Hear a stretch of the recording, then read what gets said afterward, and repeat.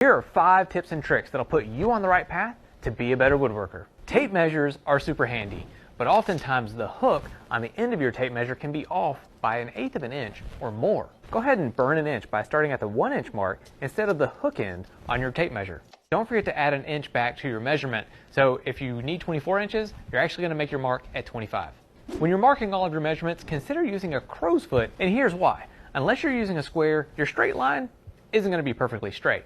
By using a crow's foot, you'll always have a point right where you need it. When you're cutting material at the miter saw, better technique goes a long way in getting clean cuts. Instead of just plowing through the board really fast, score the top of it and then slowly push the blade all the way through your cut. When you need to make a long line just a few inches from the edge of a board, use a tool like Craig's multi-mark instead of making 2 marks at either end of the board and then connecting the dots with a ruler. You'll save a ton of time. Have you ever seen a tabletop that's warped? Well, sometimes the reason is because those boards were milled too quickly and they weren't given time to rest. Leave the boards about 1/8 of an inch thicker and wider than you actually need them to be.